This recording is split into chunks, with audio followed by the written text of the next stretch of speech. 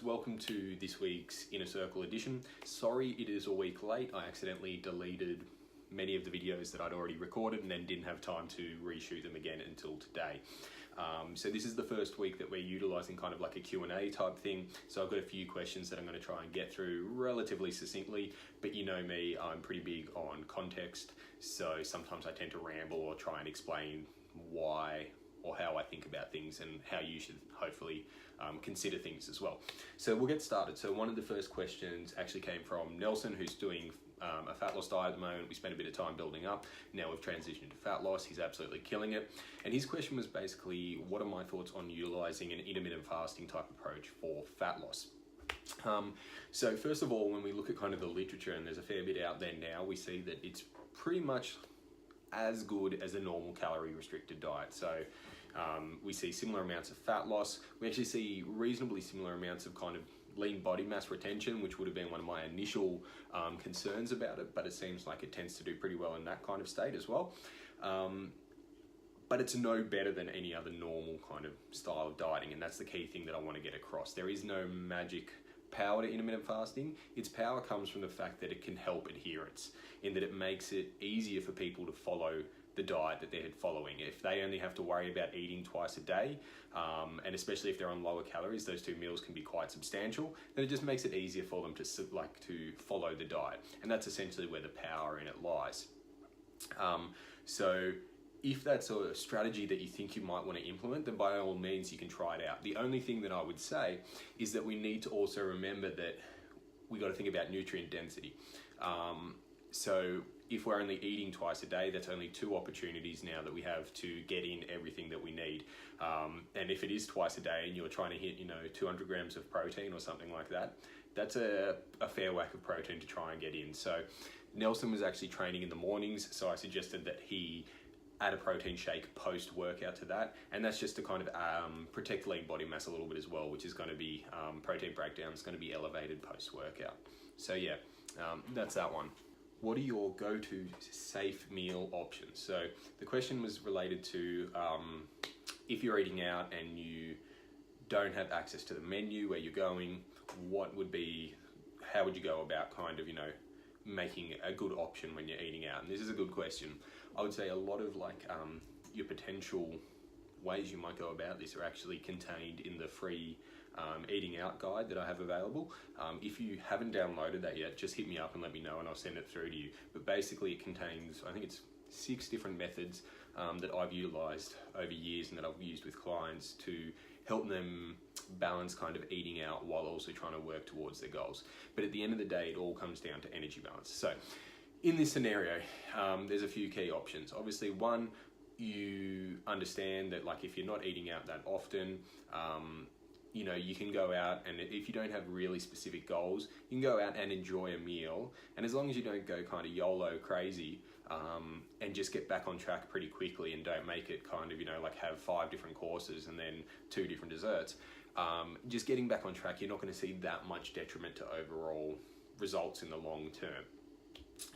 If you are a little bit more specific and you want to really kind of make sure that you are hitting that kind of fat loss target each week, what you can do is basically either make smart decisions in the meal, and that would be things like focusing on vegetables, proteins, avoiding kind of fried foods, creamy based sauces, asking for sauce on the side, looking at kind of leaner protein cuts and things like that. So they're really simple ways to go about it. I would also say that you could give yourself a bit of a buffer going into that meal. So if you know you're going out for breakfast or you know you're going out for dinner, you can just change a couple of meals around that kind of meal in itself to give you a little bit more wriggle room moving forward into that meal. So it might just be cutting out if you've got fats and carbs in one of your other meals, reduce those, increase the vegetable consumption to get that volume there so you're not starving. Make sure you got some protein involved, which will help with satiation as well. And that's just going to buy you some calories to then add to that dinner time meal. Again, check out the eating out guide though. All right, so this question is from Rowan as well, and it's kind of on, we know that testosterone kind of declines as we age. Is there anything we can do with nutrition to help with that? And then he's also said, or hormone replacement therapy. So I'll go straight off the bat, I'm not well versed in hormone replacement therapy. It's not something that I've had to deal with clients or myself. But it is an interesting area, so like do your research if that's something you're looking into. What I would say is that when we talk about age-related decreases in testosterone, that is going to happen. I would say some of that's probably to do with just age-related decline in muscle mass and an increase in fat mass. So just resistance training, keeping muscle on the body, and keeping a healthy body weight is actually going to go a really long way. So we know that when people are carrying too much excess body fat, testosterone levels tend to suffer. And also in the other sense of like if we drop body fat too low, our hormone levels start to suffer. So maintaining a healthy body weight is going to be one of the big factors. One of the other factors that actually has probably a larger extent is just sleep and stress. So making sure that you are not sleep deprived is going to go a really long way. There's some crazy studies out there when they've sleep deprived people that just see testosterone levels tank.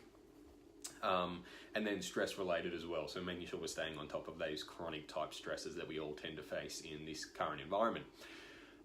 When we talk about specific nutrition, there's not really anything kind of too much. I mean, like making sure that we don't drop our fats super low would probably have an effect, but as long as you're getting the minimal amount, I don't think that's going to be huge.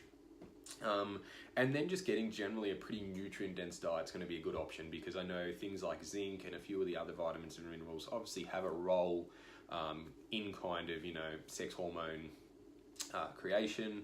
So if we are deficient in them, I imagine that's going to have quite an effect on kind of production. So pretty much maintain a healthy body weight, try and maintain your lean body mass, make sure that sleep and stress are handled, and eat a nutrient-dense diet. So nothing out there that you probably aren't already doing. If you feel like you have really low testosterone levels, you need to kind of get them checked through pathology, and even then you're probably looking at getting multiple blood works done over the course of time to see how it's changing, because we got to remember with pathology it's just kind of a snapshot of a single point, and that's even within a day, and we know that certain hormones kind of have changes throughout the day in terms of their levels. So you're looking at a pretty lengthy process to figure out, do you actually have low testosterone levels? And then if you do, working with an endocrinologist to look at hormone replacement therapy.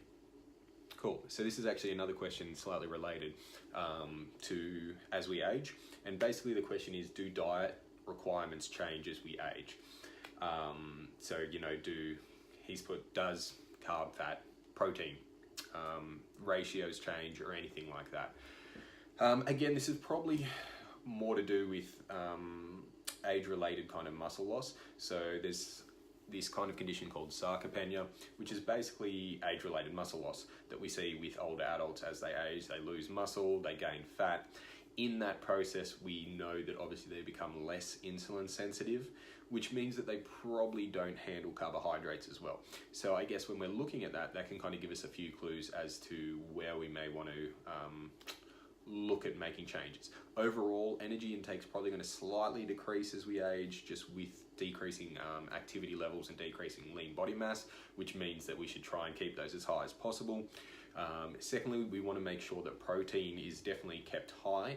So I would actually say that older adults have greater protein needs than younger people, and would definitely see really large benefits in keeping their protein intake up, so high protein.